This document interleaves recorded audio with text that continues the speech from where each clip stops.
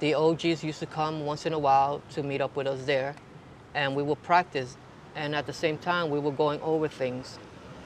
We were taking notes, like, hey, so how can we do this? How can we do that? Like, you think if we burn this way or we burn that way, it will work. So we were trying out scenarios. Like, all right, you do a jerk, and then we would try to burn on 4. We would try to burn on the 2. We were trying to burn on the 3. We were figuring things out as we went along, but trying to keep the foundation the same, because we did not want to change that. We want to stay within the sequence. We throw 2 burns at one time that is going to be effective, that is going to help us, but we stay within the music, you know? And that's what we were testing out, was that. We were working on all that, triple burns, double burns, spin-offs, you know, setups, all this type of things that people still don't talk about. Yeah, because or work on, yeah. Or work on. It's about tactics, it's about how you go in, how you get out, how close can you be, you know, it's just how can you operate from long burning. Like, there was so many little things that we went over. It was just like a master plan. Like, we were just going like...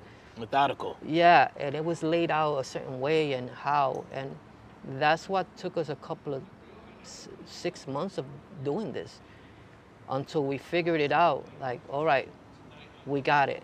Like, it just kind of clicked. And that's what we were working with.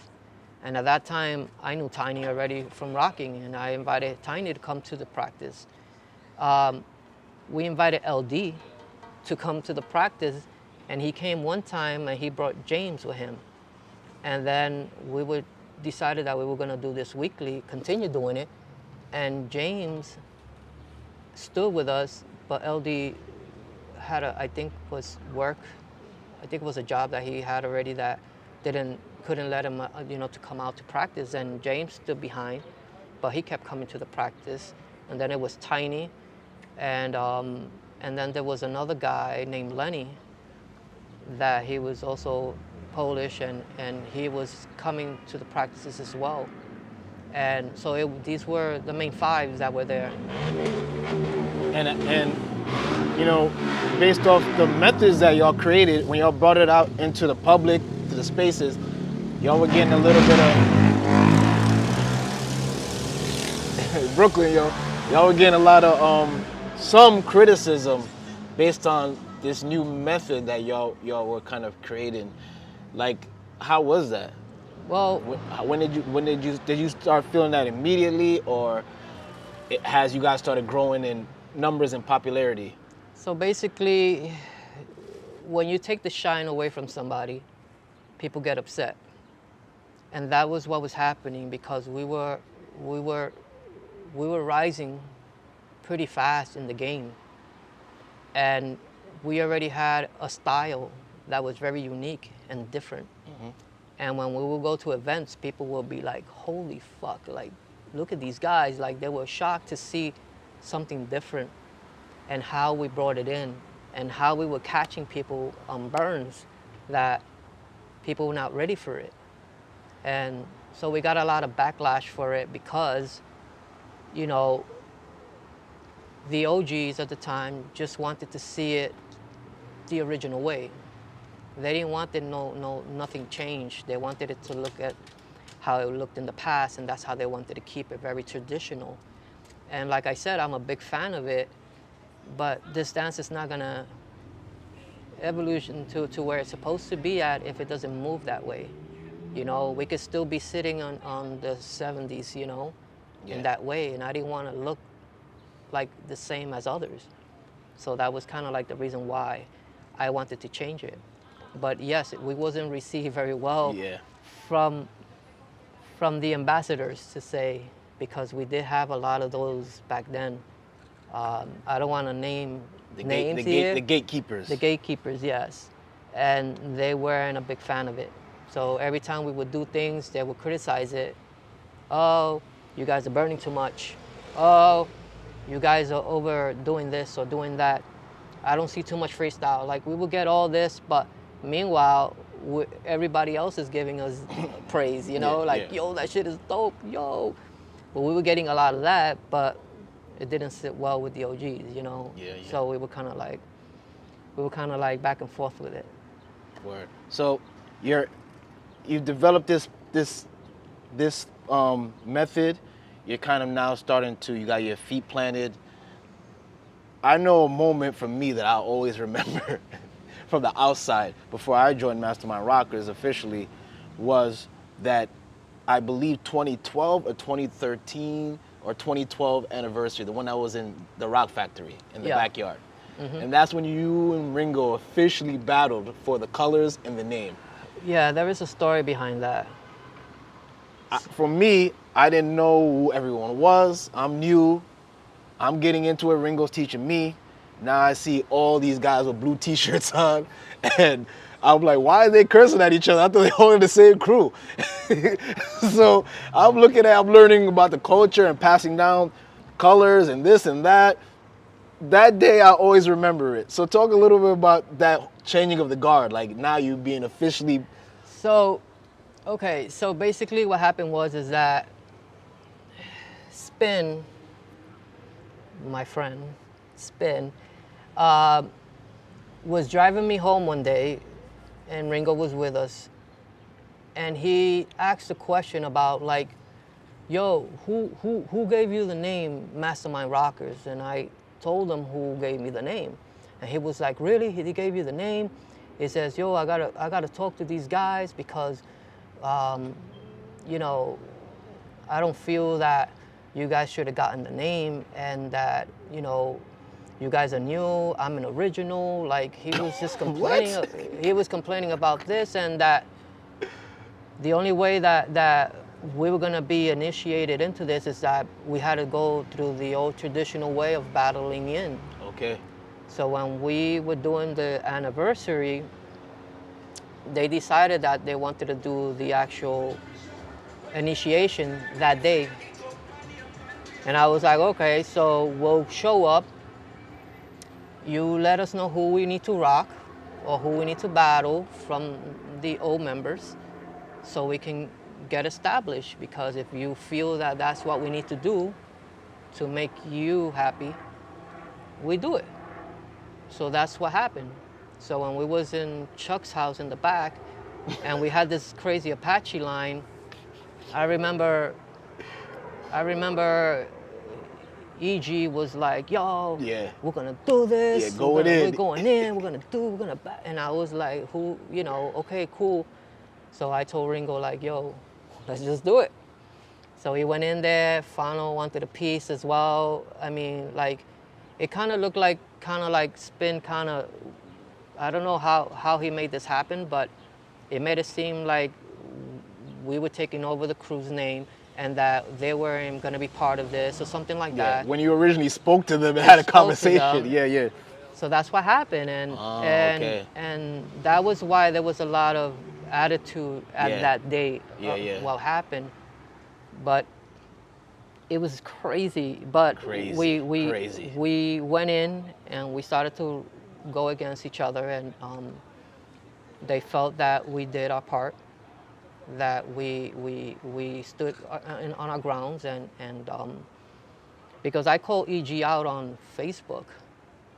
Wow. Because he was still talking, and I was like, you know what, I'm gonna call you out because that is the best way to do it. So he was like, yo, and Fano too, like I was like, yo, I'm calling you out too, like, because we didn't have any beef with you guys. So I don't know how Spin turned this into an argument. A civil war. A war here, civil war, right? Captain America that's Civil what War. happened. And in the anniversary, we wind up battling each other. It made for a legendary moment. I mean, I was there, I saw it. I was just in awe in the corner like, yo, what's going on here? But, you know, you guys got the crew going on, you got the foundation going on. You've established yourself, you established the crew's name, you battle the older guard for the name. You're making your moves around. Now it's like you guys are cemented as a rock crew. Then there's this moment where you guys get into a battle with another rock crew. Not so much like a Dynasty Rockers, but this crew is like a a little bit of an all-star crew, you know, compiled of different dancers, and that's 7 Gems. How did that battle come to fruition, and like, what are your takeaways from the battle now that, you know, it's been so many years later? We've all seen that battle a whole bunch of times, and that battle really set it off for the rock in a major way.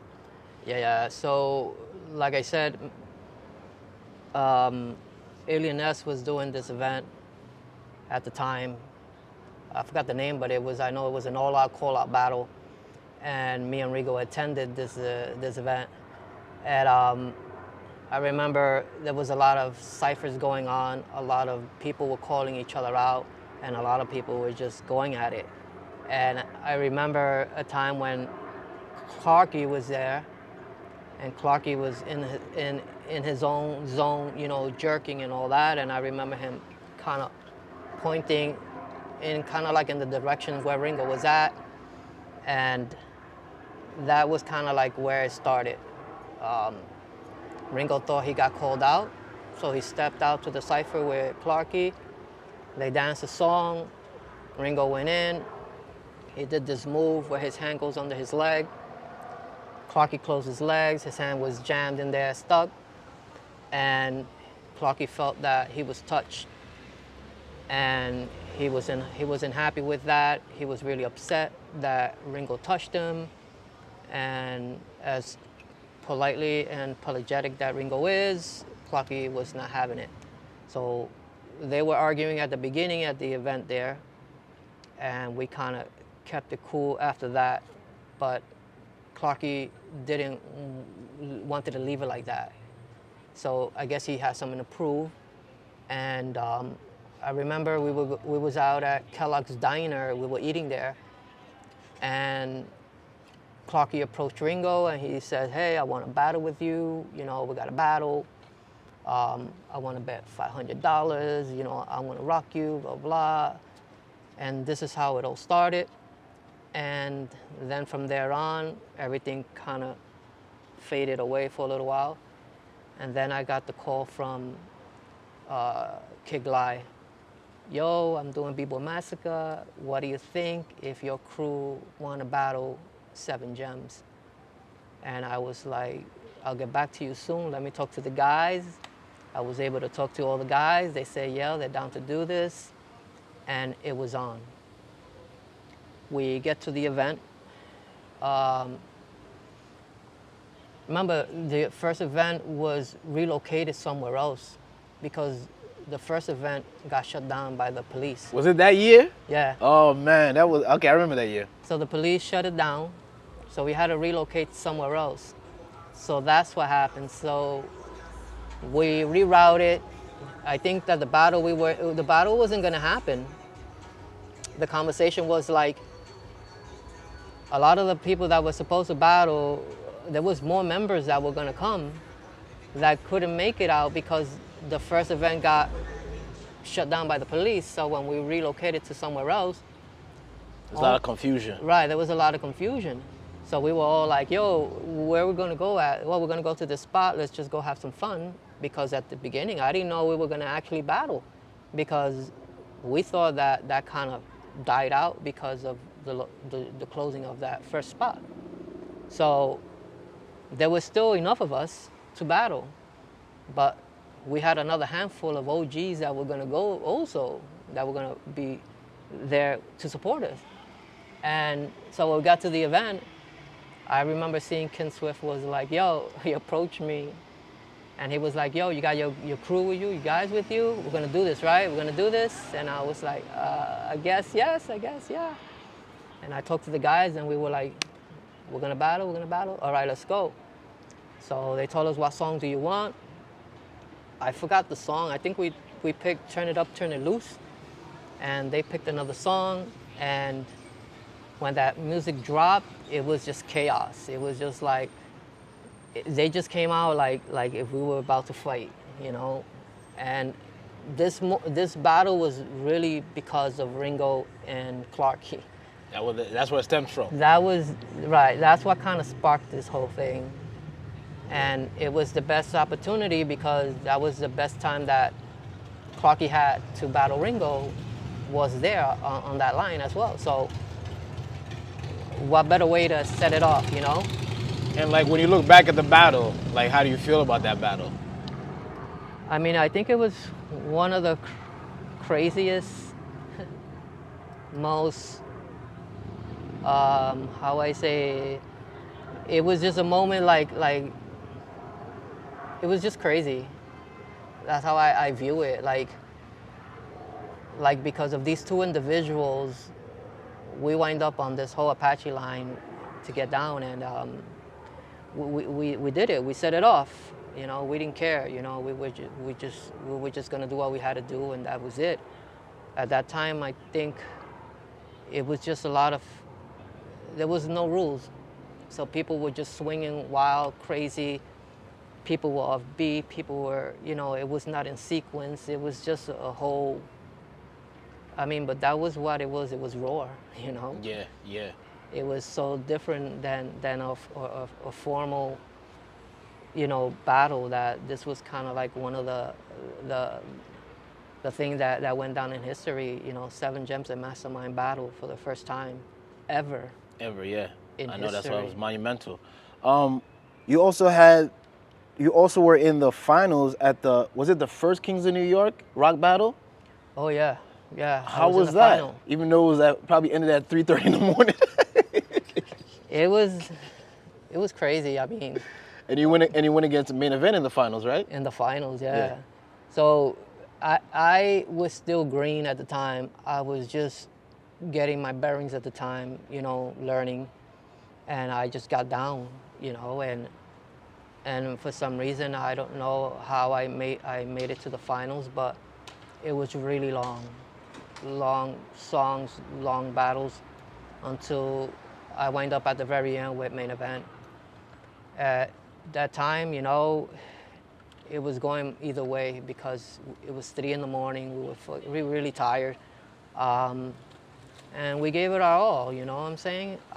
Like I said, I was just kind of still learning and catching my bearings on this, and then yeah, main event took the battle, but I was in the finals as well.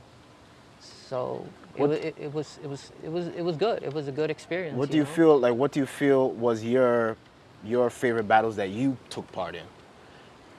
My favorite battles, Whether it was like something that the world saw, or whether it was in a club.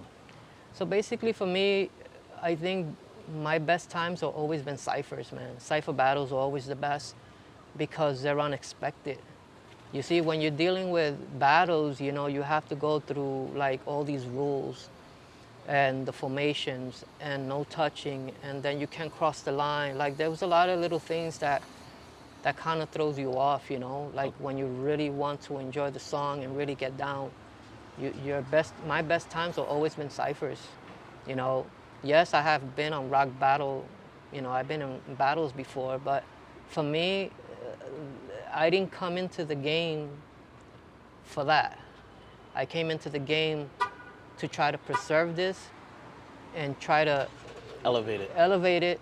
and take it out there. That was the whole idea. Yeah.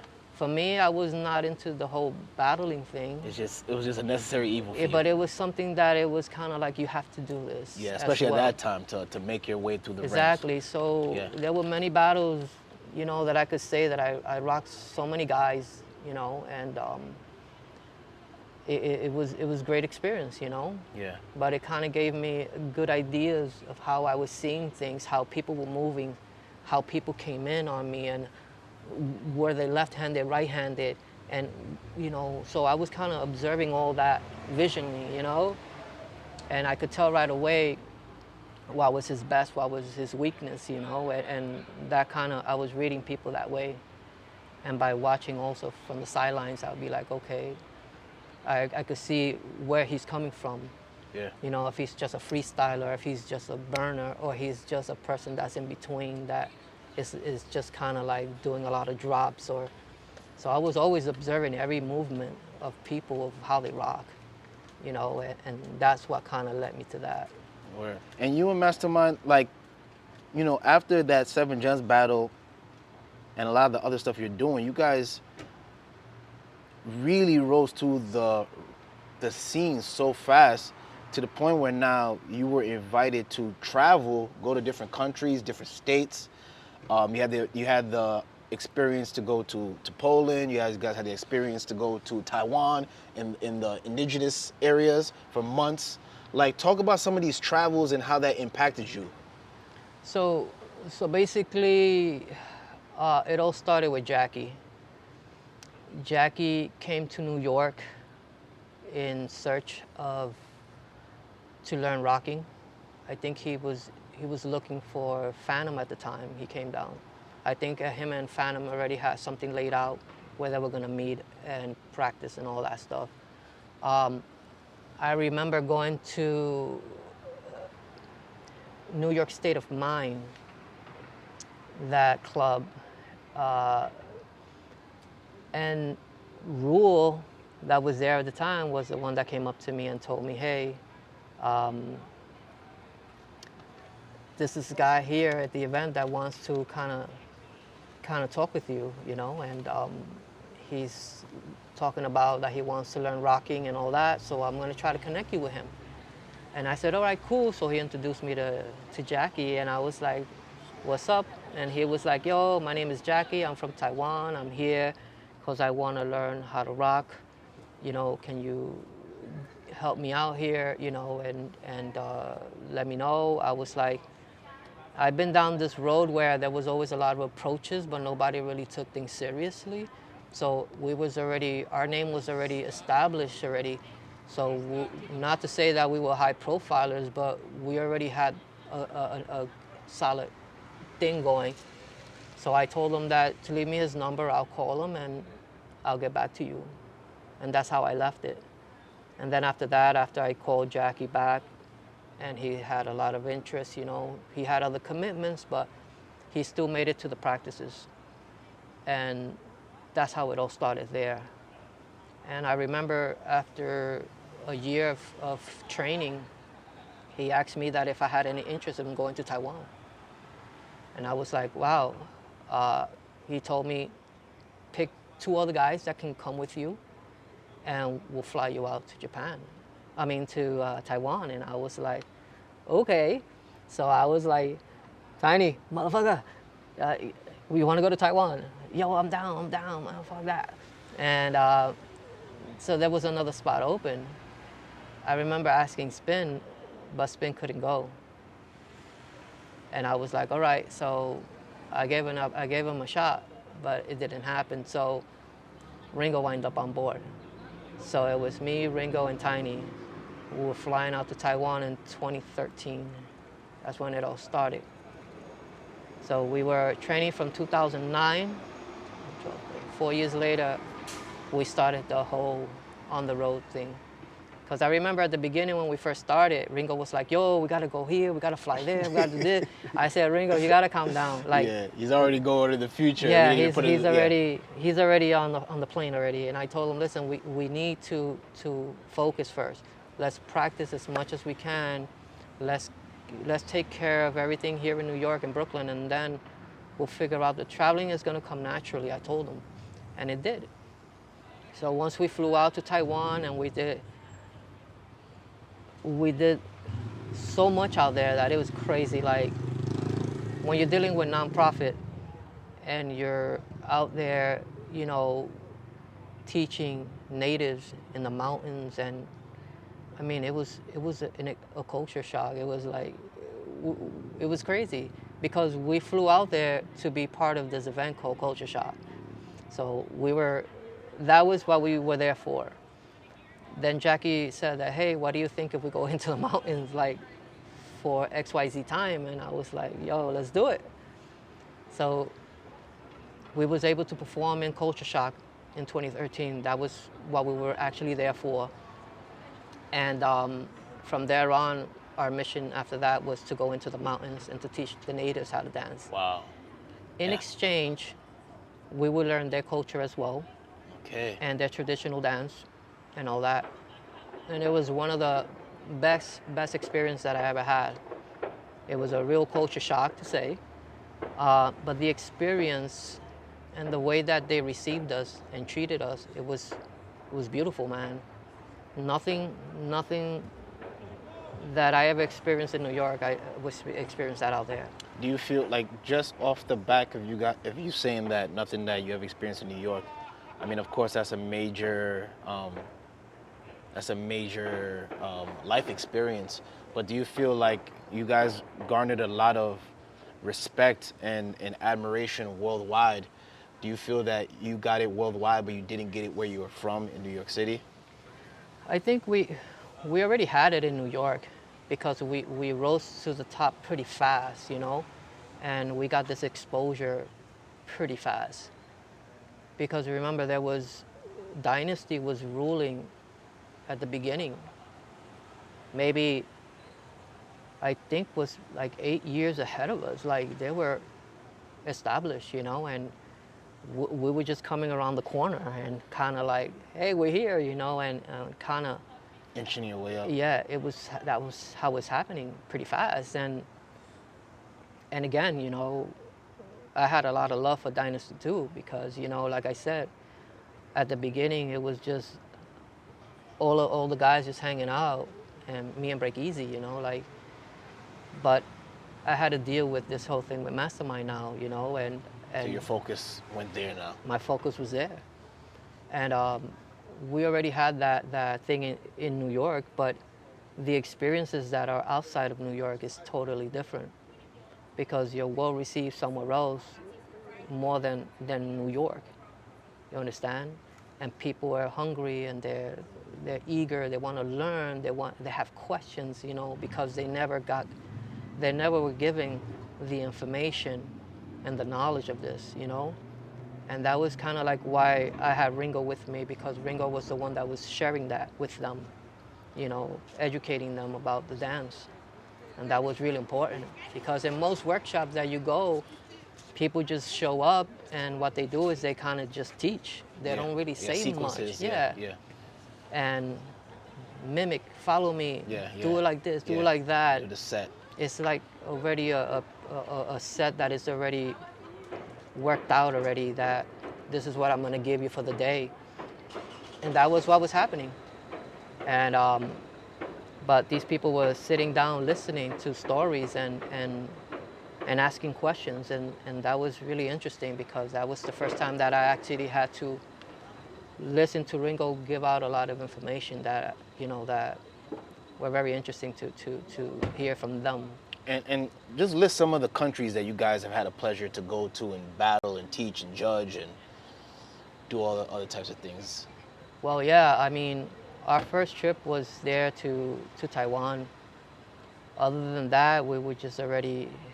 You guys did Korea also? We did Korea, Japan, Prague, yeah, Poland, Italy, Switzerland. Switzerland. Yeah. It was, France. And France. Like, Yeah. it was just happening. South America, Colombia.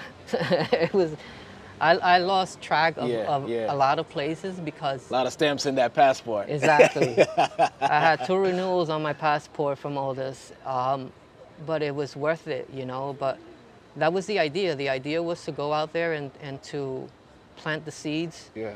see who's interested, because, you know, I just didn't want to give a workshop where people left and didn't really Yeah. grasp to anything. Yeah. And that wasn't what we wanted. We wanted people to walk out of there with this feeling like, wow, they gave it 100%, their all, and they walked out of there learning something, you know. And that was what I wanted to do, was to make sure that somebody left out of there knowing how to do a jerk, or knowing why he was doing a jerk, and when he needed to do a jerk. Those were the ideas. It wasn't like giving them a workshop and just kind of leave, get paid, and that was it, you know. Yeah. We weren't there for those reasons, you know. A lot of people think that we were there for the money as well, and that wasn't the case either. Because in order for you to establish this, you have to make it your all to go out and Really do this. teach, yeah. So if they paid for the flight and we gave a free workshop, then that's how it was, Yeah. you know. You guys took a lot of, you guys put in a lot of work. Some stuff was like, you know, free, but they helped hold you down the hotel. They held you down this, but you guys just had a mission to go around. We stayed with some of them. People, and has couches, all Yeah. types of stuff. Yeah. We were couch surfing out there too. That's how it was, man. So, one thing that always stuck with me that you said is like, yeah, you had the spark, yeah, you had the vision, but you didn't quite see it actually going as far as it did. I mean, we have a representative. We got Knuckles in Korea. You got Jackie in Taiwan. You got Megumi in Japan. You got Jefferson in Ecuador. You got Remy and Noya in France. You got Poeto in Switzerland. Like, culturally, you have so many cultures a part of Mastermind, so many different styles a part of Mastermind, so many different countries. Like, when you look at where you started that day when you saw Ringo on the corner, you say, yo, and you had to track down Fano and Choco and these people, Right. to where it, all those journeys of where it eventually went to. Like, how does that make you feel? I mean, I'm how do I say? I am excited. I am surprised that we have taken it that far. You know, I feel really good about it. Like, I wasn't expecting to go that far because, you know, what we started was just trying to educate and teach. And being humble in this game, you make a lot of friends when you're humble. And I think that's why we were really close with a lot of people. And a lot of people that we taught became more family member because of that. Because we had to carry ourselves a certain way, you know, and we were not aggressive and we were not like shit talkers, you know. We were always we were pretty laid back when we were doing this. And it was great to kind of meet all these individuals that became teachers later down the road and have their own community of rockers as well around the world. That I was asked this question a long time ago by Main One. Asked me, would I ever extend this globally around the world? And I didn't have an answer for him at the beginning because we just started. But I said eventually, maybe, it would happen. And it did.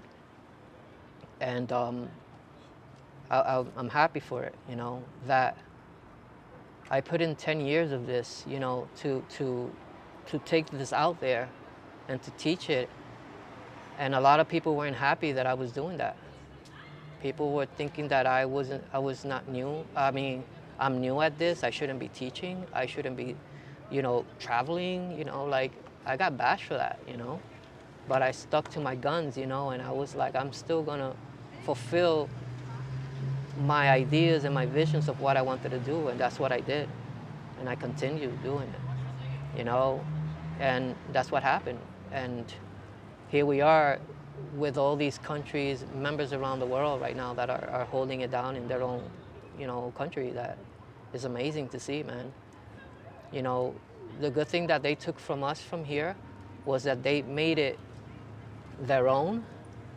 They made it a Brooklyn thing, and they kept it the way we kept it here with this culture, the way it is. You know, if you go to Taiwan or you go to Japan and everything, you could feel a little bit of that Brooklyn stuff happening because that's how they wanted to keep it. It was more like that. Word. More New York. Word. Yeah, man, a lot of history, a lot of work put forth, and definitely many moments for New York City, and definitely, you know, I'm gonna keep it real, held down the rock for New York City at the top level for the last years and moving forward. Okay, so let's kind of move into the present.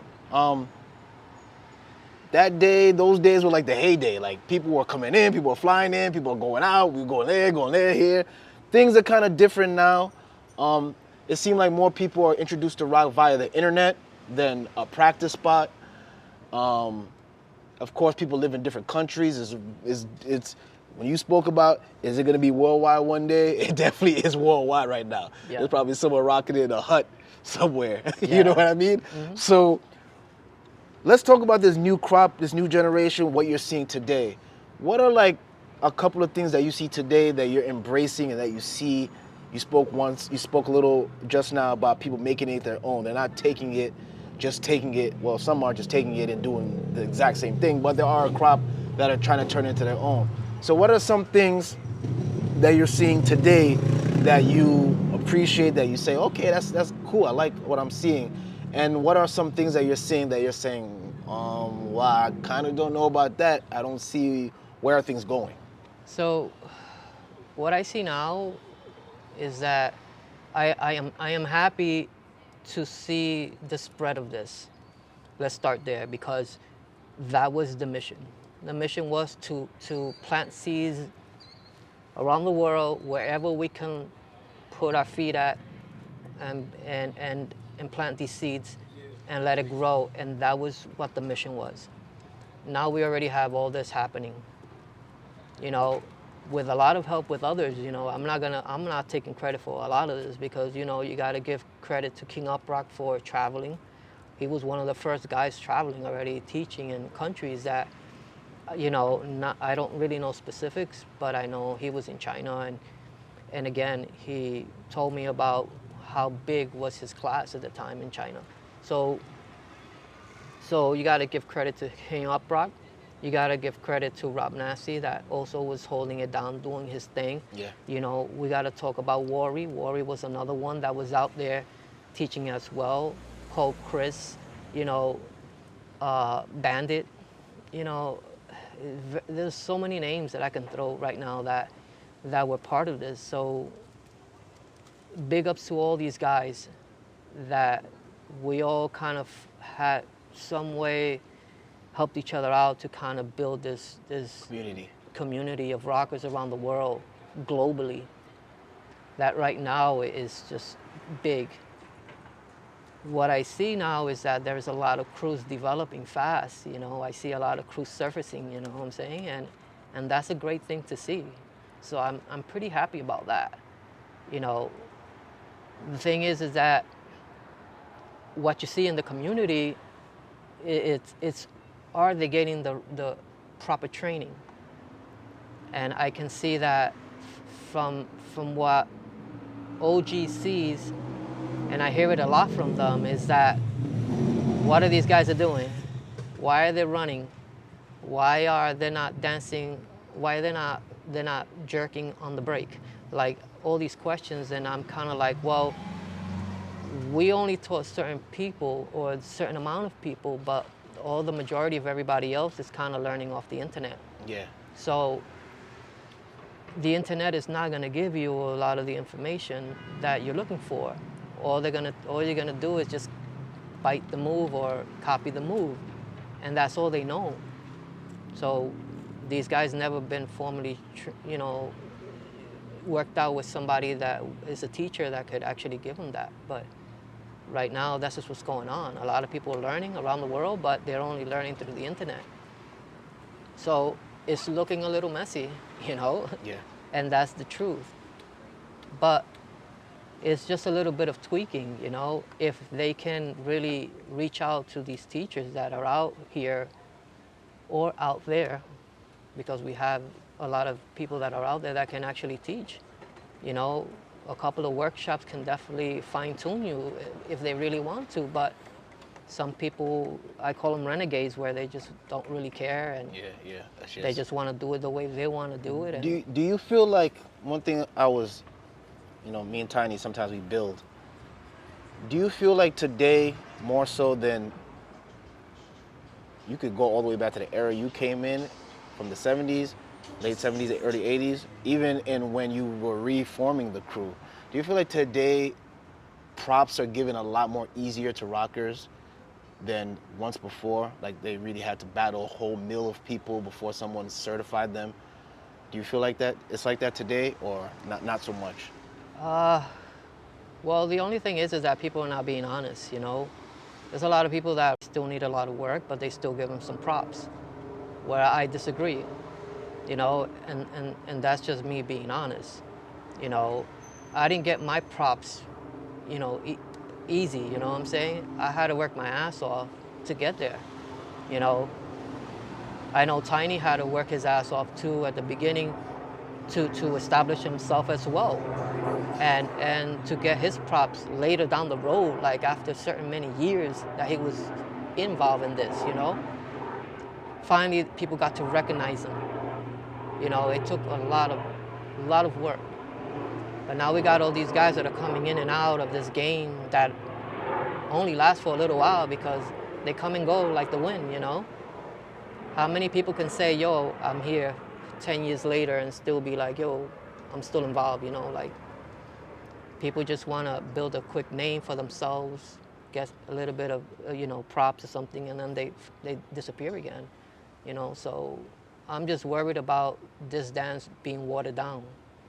That is what I really don't want, you know? Yeah. And how do you feel about like the contention between like rock and like, you know, some of the other things out there? You know, there's top rock, you know, there's other forms of rock that have sprouted up with concepts, ideas. Some people say this is the original. Some people are saying this is that. You know, we got the outlaw rock now, or prior, or, you know. How do you see all of that? Do you see it like, what's going on here? Isn't it all rock, or what's your viewpoints on that? So basically, for me, I always saw rocking to be its own identity. You know, the same way with b-boying. You know, they were running with each other side by side, but they never crossed each other. Not even in events during the beginning. You know, rocking was rocking, and that's it. Then when I started to see a lot of people throwing burns in ciphers or in battles, then I was wondering why that was happening. Because back in the days when we would battle each other, there was none of this. I mean, only a cock burn was the only thing we had, but when you had a call out, people would just point at you when you were out, and you go out. Then little by little, I started to see people incorporating a little bit of rocking into the top rock. And it was a mixed thing going on there. And I was wondering why that people were crossing dance right now. Like, why was this happening? And at the beginning, no one really said anything about it. Nobody said anything about it until one day I remember somebody calling it out and saying, why are you jerking? Why are you throwing a burn right now in the middle of your set? Like, what's going on? And I was like, all right, like, this, no one called this out back then in the 90s, but now all of a sudden. Now people had an issue with it, yeah. Now people recognize rocking better now because we exposed it. So now people can see the difference now. That's why people are calling it out now and saying, don't cross dance right now and all this. And it's true. Now is that they're starting to see this. But back in the 90s, the early 90s, no one really knew about it because people were not that familiar with rocking. So whenever they were throwing dick burns or whatever in those battles, it was just happening because, again, no one really was educated. Yeah. Until now that people were like, oh shit. Now people are pausing it like in the middle of something like, oh, whoa, whoa, whoa, whoa, whoa, what are you doing? What are you doing? No, you can't do that. You can't do that. So people are calling it out more often, which is great to see. But again, it's how you bring it in, you know what I'm saying? You can do beautiful top rock, man, but have it in a certain way that it fits you know what I'm saying? Yeah. And how you battle your opponent on top rocking, you know? There's so many things you can do, but the problem is that at the moment you start throwing a hand gesture, it's already rocking, so that's where it gets shut down quickly, you know? Word. So, you know, what if, you know, Joe Schmo, b-boy, maybe you start b-boying for 4 years, 5 years, he sees you dance, he says, yo, I want to get into the rock. I see you, like, I want to get into that. Where do you begin with him? How do you start? Ooh. What do you feel are the key ingredients to a rocker, to develop a rocker, to create? Because you and Ringo have created a lot of monsters. You've created Goody. You create, Jackie is a beast. Poeto is a beast. You know what I mean? I was a beast. Remy, like, so you guys have this thing, Megumi. So you guys have this thing of like certain components that y'all put together to help create a rocker. So what do you feel are the key components to help someone who's you know, maybe they have top rock, they have knowledge, a little bit of knowledge of the music, but they're in the early stages. What do you feel are those key things that you feel will develop a rocker? So basically, we always try out some things here. First, we need to see how this person moves and dance. So we want to see a little bit of their culture dancing first. We try to see what do they know about rocking, or how did they ever do a jerk, or they ever attempt to try to do a jerk. So we try to work with that at the beginning.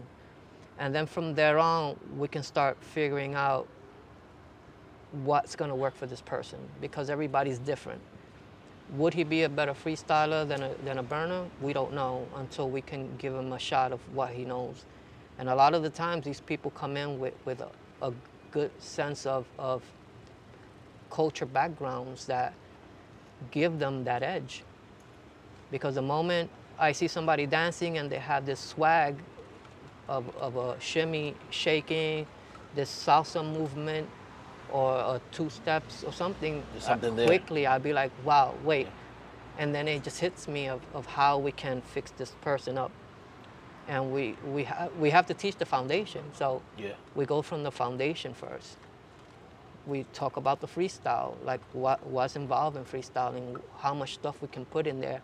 And then when we come to the jerks and burns, then we talk about that. And then, so there's so many little things that we plug in on a person, and we see how this person starts developing. And again, you know, it just takes time to finesse somebody, but at the same time, this person, we want him to be his own unique person. His or her own. We don't want you to look like me or Ringo or Tiny. We don't want to look like that. Like clones of each other, yeah. Right, clones. We want you to look unique. And that's what we try to kind of fix, is that how you carry yourself, how you get in those ciphers, you know, how do you carry yourself in this culture, you know, and it's important. What is your advice to new rockers out there? I think it's more about do your research, man. Lots of times I say that, do your research. Why do you want to learn rocking to begin with? Like, what is attracting you to this? Who influenced you in this? Like, what is your purpose? Like, you know, these are the questions that I ask, you know, like, and I say that to all of them, like, you know, if you're coming into this, man, you got to come in 100%, man. You can't be 50, you can't be 40, you got to be 100% fully invested in this if you want to learn this dance. And you got to learn from the beginning, and there is no cheating to try to, you know, move up to the ranks. You know, you got to take your time getting there. A lot of people just look for shortcuts, you know. They want to establish themselves fast. They want to wear colors. People want to wear vests right away. People want to, it's just crazy right now. But again, you know, if you're going to bring something in to this dance, make sure it has the foundation in it. You know, I seen people bring in popping, some people try out locking, some people try little things, and which is great. Sometimes people can pull it off. You know, you can pull it off, but as long as the foundation is in there. You know, 52 blocks. I never seen it live, but I heard that people are doing these 52 things, you know? But can you bring it in? Yeah. In a very unique way. Yeah. That is gonna make you a winner on this, you know? Then I'll give you props. But I haven't seen it yet. I've seen a lot of this. Yeah. But in a real rock battle, I really haven't seen it to be like, oh shit, he burned this guy with this, you know? Yeah. And if the same thing, you know, if you're gonna bring in like outlaw stuff coming in too, you know, again, there is a lot of good things in there in that dance, but it's how you deliver it, you know, how you bring it in, how you use it, how can it make you a winner, you know? But as long as you still have the foundation, you know, I'm not against anything that's new, I seen people voguing in this, you know. But if you're gonna bring it in, man, bring it in with make it make sense. make it exactly, Yeah, man. yeah. You know, That's some really good information right there from Mike, about doing your research and and taking your time. It's not a race, it's a journey. Let's talk a little music, man. Like, what are your favorite cuts, man? What are your favorite songs to get down to? ooh, I have a big list. For me, Like your top 3. When that DJ drops that record, it's like, yo, move out the way. Mike's coming in the cipher. okay, so it was. Well, I had so many. Melting Pot Yeah. was one of them. Blow Your Whistle was 2. Turn It Up, Turn It Loose was another one. And Soul Makusa was one of those that used to just drag me to the floor. So Yeah. when it came to that, that was what would hit me really quick, that I just kind of blank out and I go straight to the ciphers, and that's how I felt. Like the music pulled me there. So that was kind of like these songs. But when it comes to music, man, you gotta understand, man, rocking music was already introduced first before the b-boys got to it. Yeah. So maybe it had a different name. Maybe it was called rock at the time, and now they call it break beats. So there was some Yeah. movements there on that. But Just Begun, Sex Machine, all these songs were being played late 70s, and these music people were rocking to. Now the b-boy adapted to that as well. Yeah.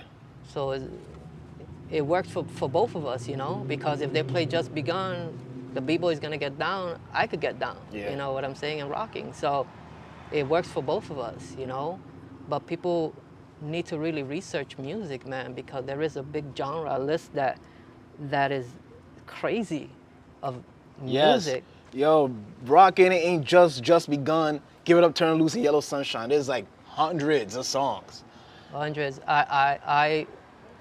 I learned that recently when I was trying to find music that I can work with, music that I can actually practice with, music that motivates me. As a b-boy, I had also break beats as well that I work with. But, there is a big list of music. So I remember, without saying any names, but I remember at practice somebody told me, hey, I want to listen to Turn It Up, Turn It Loose, but they didn't want to listen to The whole song? no, they didn't want to listen to a new song that they never heard. So they couldn't get down to a new song, but it had all the great beats in it, the same way rock music has, but they couldn't rock to it because they didn't know it. So they wanted something more commercial, something that they recognize. Yeah, something that I recognize. So I was kind of like, wait, hold on. So that means that when you're in a rock battle and somebody throws a song on, you're gonna be like, hey, time out, time Yeah. out. Yeah, You yeah, know, yeah. Yeah. I don't like this song, switch Yeah, it, yeah, yeah. that doesn't happen. It doesn't happen, yeah. You When gotta they roll throw with that- the punch, yeah. And Exactly. if it has a beat that you can get down to, you gotta roll with the punch. You gotta improvise fast when you're in those battles, and how to adapt to that music and when to do when the break comes in, and you gotta listen to that. There's a lot of things that people still don't understand, man. It's the music is really important, Extremely important. and they don't get it. People just, I seen people rock to Planet Rock, that's what you get, Yeah. It's just sometimes a little wacky, Yeah. and that's the biggest issue that OGs have is when they see things like that they call it out fast, so again, music is so important, man, and you gotta at least know your music, man. You gotta know how to play out the music too. There's so many things that is happening in that song with like snares and drums and guitars and flutes and all pianos types of, and yeah. flutes and so many little things that is happening that you gotta really listen to all this. If you don't, that's the type of stuff that you're not gonna get, and you can see when people rock, sometimes they don't even jerk on, they don't jerk on the break. Yeah. You're kind of wondering, like, why am I the only one going down Yeah. while the other guy's still standing around, doing these hand movements in the air. Like, it just doesn't make any sense. Yeah. And that's the type of stuff that's happening. Yeah, yeah. We're gonna get there, man. We're gonna make it there. We're gonna get all on the same page. Your style is very unique. It's very dynamic. It's very explosive too. That's what I think is the key aspect of your style. Very explosive. How did you develop that style for yourself? And like of burns, jerks, freestyle, what component do you like the most to be a part Well, of? honestly, when I got involved into this with Ringo, I wanted to be a burner. That was it. I didn't want to freestyle. I just wanted to burn. But I had to freestyle, and I needed the whole formula in order to make it happen. But I came in as a burner. That's what I wanted to be. I wanted to be able to burn anybody that I can get my hands on, and that was the idea. So back in the days when I was learning this through Choco and Tony and Chaos, all these guys that were my teachers at the time that were showing me all these things, they developed me that way. It was because I wanted to be aggressive, basically. But it was my unique way of how I learned it, When I came in with Ringo, I already had ideas already, and I already had movements, and I already knew how to jerk when I met Ringo. But Ringo was the one that kind of fine-tuned me, you know what I'm saying? To really understand the dance, because at the beginning, I didn't know when to do a jerk out on the break. I was a little confused of when to freestyle and when to actually throw a burn. It was a lot of questions that I had, but I think that a lot of the working that I did with Ringo kind of got me there. So I became very explosive, very dynamic. That's what I wanted to be. I wasn't looking for the laid-back music where, there's some tracks that you kind of have to be kind of like mosey along. grooving. I wanted to be more like a headhunter. I wanted to go out there like Mike Tyson and kind of go for it and just kind of go out there swinging. And that's what I wanted. And so that's how my style was kind of developed. Do you still feel that way now, today? When the music hits, I get like that. I turn into beast mode. It's at my age, I shouldn't be going as hard as I should be, but it comes out of me. That's what's going on. So I still feel like that right now. Like, you play a track that I'm in love with, and trust me, you're gonna get the best out of me on that track. Where? You throw me a mellow song there that I'm gonna be kind of like. Yeah.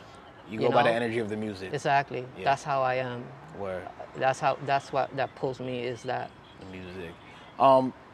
In closing, like, what's your message to the whole rock community? Like, speak to the rock community worldwide. What's kind of like your message for them? Well, the main thing is man, is do your homework, man. Research. Seek out teachers that inspired you. Reach out to all these teachers that are available to you that can teach you. Learn something, learn from these teachers that are actually out there teaching, year after year and months after months that are out there, just to kind of like learn the actual original dance, a real Bushwick jerk, I think that's important. I think that, you can learn from the internet, which is great, man, but when it comes to a battle, man, that's where it shows. When you get on that line and you feel that you learn all this from the internet, let's see how they taught you how to burn.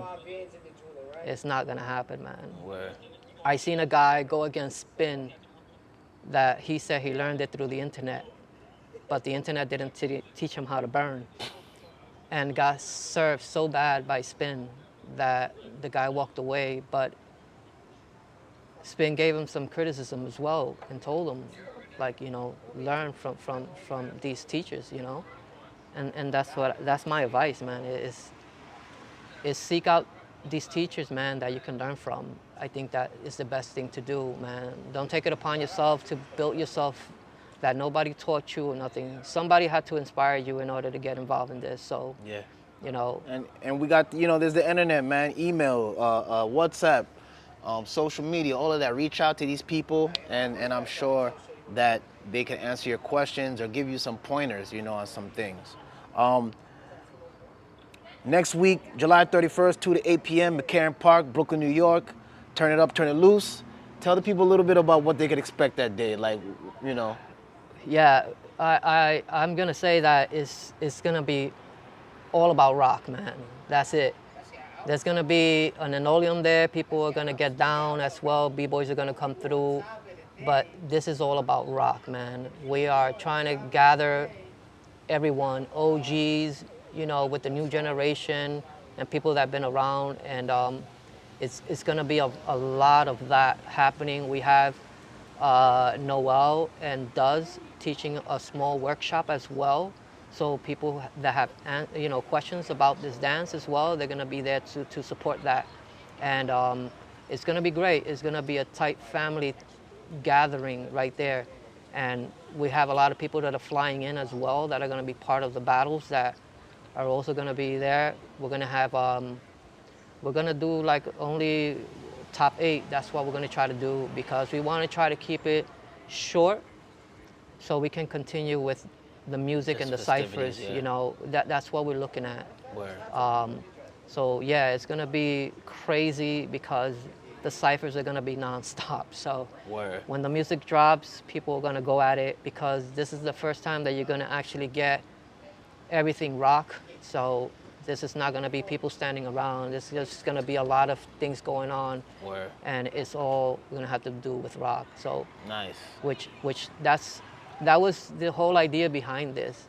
It was supposed to be a reunion, like I said at the beginning, of all of us getting together and just playing music and cipher and have a good time. But this developed more into a battle, so we're gonna have the battle, plus we're still gonna try to give you The reunion that aspect. that reunion aspect of the event. Nice. You heard it here, yo. Next week, I better see you there, man. Yo, this is Vitamin the Governor, Mighty Mike, talking rock. I would like to thank everyone for their support on the channel. I'm trying to get up to 500,000. I haven't been focusing on the subscribers, but now I gotta focus a little on the subscribers. So please, yo, hit that like button, hit that subscribe button, hit all that fly stuff. Support me. You're supporting the rock community, and I hope to see you there on the 31st, yo. Vitamin the Governor, Mighty Mike. We're out, man. Peace. Peace, guys.